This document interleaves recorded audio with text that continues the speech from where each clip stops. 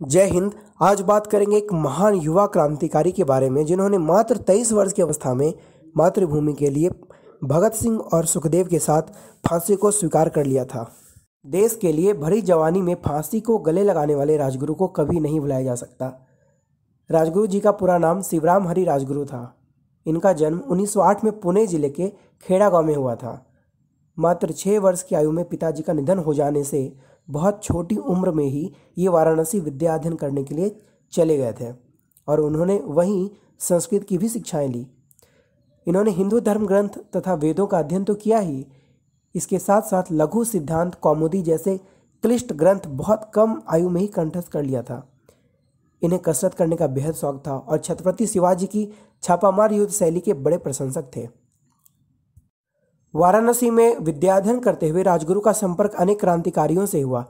चंद्रशेखर आजाद से इतने अधिक प्रभावित हुए कि उनकी party Hindustan socialist Republic army से तत्काल जुड़ गए थे। आजाद की पार्टी के अंदर इन्हें रघुनाथ के नाम से जाना जाता था, न कि राजगुरु के नाम से। पंडित चंद्रशेखर आजाद, सरदार भगत सिंह और यतीन्द्र नाथ दास जैसे क्रांतिकारी इनके अभिन्न मित्र थे। राजगुरु एक अच्छे निशानेबाज भी थे। सांडर्स का वध करने में इन्होंने भगत सिंह और सुखदेव का पूरा साथ दिया था, जबकि चंद्रशेखर आजाद ने छाया की भांति इन तीनों को सामरिक सुरक्षा प्रदान की थी। 23 मार्च 1931 को इन्होंने भगत सिंह तथा सुखदेव के साथ लाहौर सेंट्रल जेल में फांसी के तख्ते पर झूलकर अपने नाम को हिंदुस्तान के अमर शहीदों की सूची में अहमियत के साथ दर्ज करा दिया।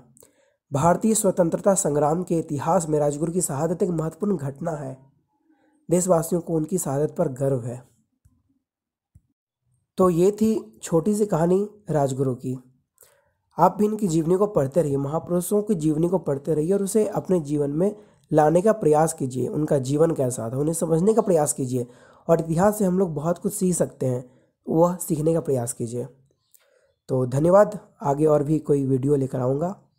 ठीक है, धन्यवाद।